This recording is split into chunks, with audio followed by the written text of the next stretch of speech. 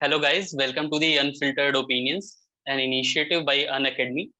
I am Siddharth Pathak. I have cleared the UPPSC 2019 exam and secured the ninth rank and got selected to the post of Deputy Collector. I have few questions which are frequently asked by the aspirants. So here I will try to answer those questions one by one.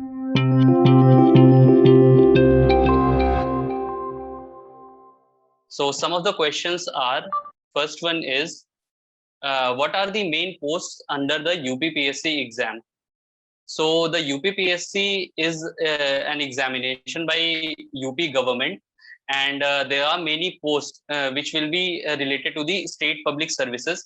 For example, one post is deputy collector. Then you can be selected as a deputy SP, block development officer, tehsildar, and then many other posts like tax officer, excise officer. All these posts are related to the UPPSC examination. Second question is, who can appear for the UPPSC exam?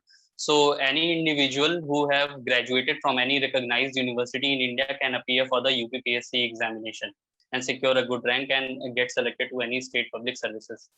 Other question is, how do I know if UPPSC is my cup of tea?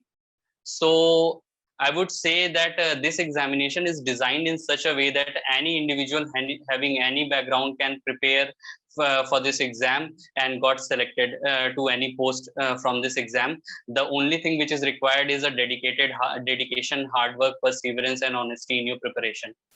Next question is, what were the doubts in your mind when you started preparing? So yeah, like any other aspirants, I wanted to have a secured future. So yeah, this thing was, I was a bit afraid when I started preparing. What if I don't get selected? But if you know the reasons why you are coming to this civil services, you will always put your hard work and try to clear this exam as soon as possible. Next question is, how to decode the syllabus of UPPSC. So it is very easy to decode the syllabus of UPPSC. If you look at the main syllabus, all the topics are mentioned in a very comprehensive manner. So just read the topic. If you don't know about the topic, for a simple introduction, Google it, and you will understand what UPSC is what UPSC is trying to expecting you from these answers and from these portions. Next is, how to be consistent when there is a lot of distractions around. Yeah, so consistency is a big game changer is in this preparation, since it is a long preparation of 1.5 years. So sometimes we get demotivated and sometimes we get distracted, but then you have to know the reasons. If you know the reasons why you are coming to the services, you won't get distracted. You try to motivate yourself every day, and you prepare for the examination with consistency and hard work. Next is newspaper reading important? Yes, newspaper reading is important because by reading the newspaper you will come to know about the different developments which are taking place around the world and in the country, and so newspaper reading is very important for this examination. Other one is how to simplify editorials. So editorial reading is difficult for a lot of people. So I would say you don't need to read all the editorials. The political ones can the editorials which are political can be avoided straightforward, and for other editorials, try to identify the central theme of the editorials and try to fetch out 2 or 3 core points from that editorial and write them in your own language. Don't try to copy the language of the newspaper. So that's how you can simplify the editorials. Other is, what should be the monthly wise target for the preparation? So the month wise target preparation, I mean, you can try to take 2 or 3 subjects at a time and divide your entire month in those 2 or 3 times, and you should have a plan that whatever you have studied in those months, you should revise them at the end of the month, and as well as the subjects which you have studied in the previous month. So in a month you should try to cover some part of the syllabus and revision of the other parts of the syllabus. This should be included in your monthly targets. So next question is, how can I develop a foundation for this exam? So developing a foundation for this exam, you need to read the NCERTs. You can read the 6th to 9th NCERTs if you have enough time for all the subjects like polity, history, economy, geography, and this will create a sound understanding and a good foundation for your examination preparation. Other question is NCERTs enough for the preparation?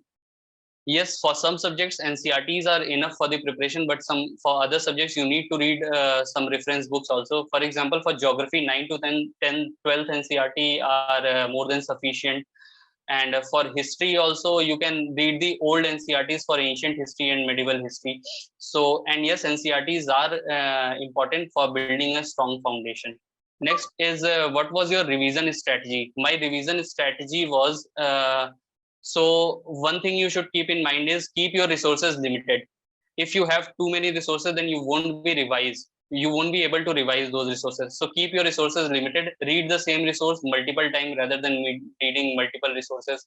And just before the prelims, try to make some concise notes which you are fact-based information which you are forgetting all the times, and try to revise them as much as possible, and try to revise your mock test which you have given. What is the importance of plan B? Yeah, for if you don't have a very sound family background, or you are not financially very well, then having a plan B is very important, because if you get selected in a service, then it will also boost your confidence, it will boost your morale, and that will definitely help you in your examination preparation.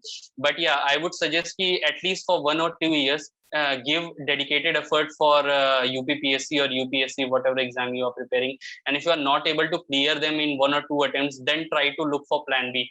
Don't start looking for plan B from the day one. How to analyze previous year questions? So for previous year questions, try to see from which part of the syllabus those questions are, in what depth they are answering, they are asking those questions, and what are their expectations from the candidate.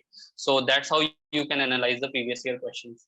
Next is how important is mock test? Mock tests are important for all the 3 phases of the examination, that is prelims, interview, and mains, because writing the mock test and giving the mock interviews will create will prepare you for the final day, and you won't feel surprised on the final day because you have gone through that process many times. So that will definitely help you in boosting your confidence in the examination hall. How do I find a balance between speed and accuracy? Again, finding a balance is will depend on the number of mock tests you will attempt. So try to attempt more and more mock tests, and that's how you will build a balance between speed and accuracy. What should be the exam day strategy? Exam day strategy is try to be relaxed. Don't panic too much. Try to stay hydrated. Don't eat very heavy food, and have a good sleep before the night of the night before the exam, so that you can be relaxed. What are the habits every aspirant should develop? Every aspirant should be honest to himself, should be disciplined, and should be hardworking, and also try to take care of your physical try to take care of your physical needs, like do some exercises, go for a walk, so that you can be healthy. How to stay motivated in these distressing times? That's the next question. So yeah, the COVID times are very distressing and very uncertain times, but you know that you are preparing for this very prestigious exam, and the competition is very tough, so you can't have any excuses like COVID. Yes, these are difficult times, but you have to stay motivated.